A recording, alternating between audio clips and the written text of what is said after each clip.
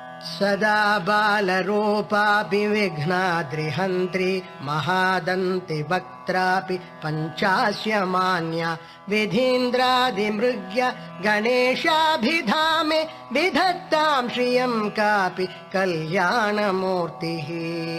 न जानामि शब्दं न जानामि चार्थं न जानामि पद्यं न जानामि गद्यं चिदेकाषडास्या हृदि द्योतते मे मुखानि सरन्ते गिरश्चापि चित्रम्।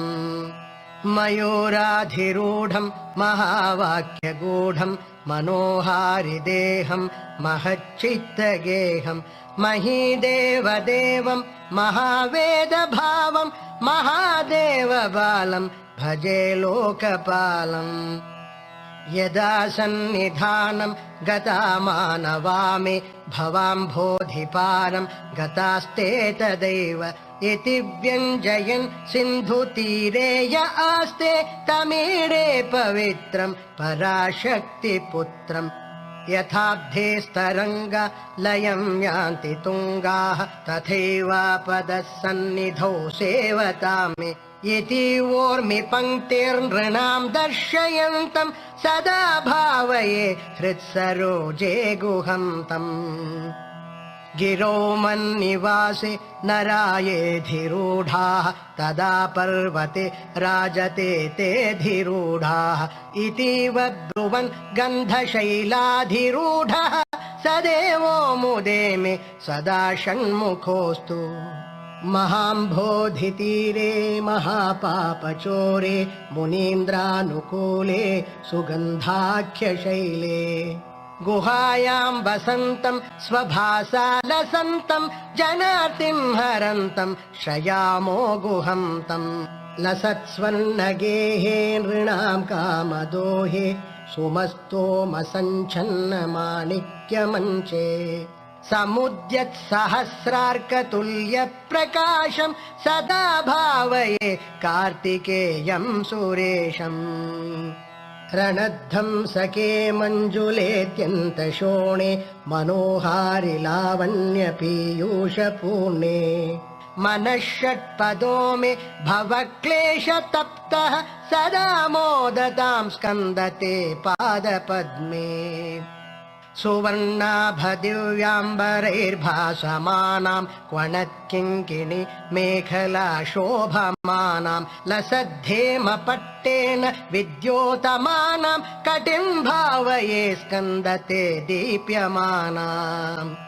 पुलिन्देशकन्याघना भोगतुङ्गस्तनालिङ्गनासक्त काश्मीररागं नमस्याम्यहं तारकारे तवोरः स्वभक्तावने सर्वदा सानुरागम्। विधोक्षृप्तदण्डान् स्वलीलाधृताण्डान् निरस्ते भशुण्डान् द्विषत्कालदण्डान् हतेन्द्रारिषण्डान् जगत्त्राणशौण्डान् सदा ते प्रचण्डान् श्रये बाहुदण्डान्।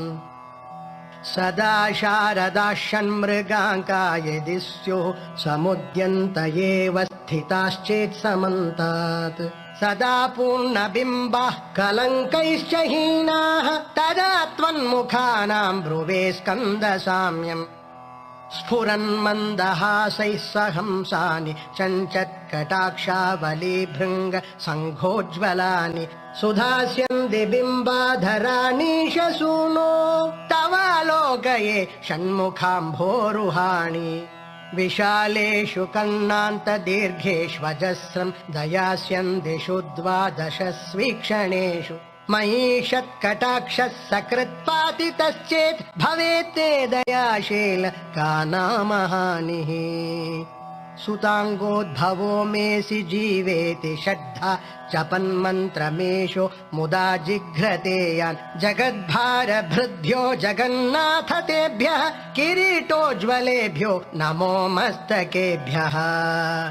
स्फुरद्रत्नकेयूरहाराभिरामः चलत्कुण्डल श्रीलसद्गण्डभागः कटोपीतवासाः करे चारुशक्तिः पुरस्तान्ममास्तां पुरारेस्तनूजः। इहायाहि वत्सेति हस्तान् प्रसार्याह्वयत्यादराच्छङ्करे मातुरङ्गात् समुत्पत्यतातं शयन्तं कुमारं हराश्लिष्टगात्रं भजे बालमूर्तिम् कुमारेश सूनो गुहस्कन्द सेनापते शक्तिपाणे मयूराधिरूढ पुलिन्दात्मजाकान्त भक्तार्तिहारिन् प्रभोतारकारे सदा रक्ष मां त्वम् प्रशान्तेन्द्रिये नष्टसंज्ञे विचेष्टे कफोद्गारिवक्त्रे भयोत्कम्पि गात्रे प्रयाणोन्मुखे मय्यनाथे तदानीं द्रुतं मे दयालो भवाग्रे गुहत्वम् कृतान्तस्य दूतेषु चण्डेषु कोपात् दहच्छिन्धिभिन्धीति मां तर्जयत्सु मयूरं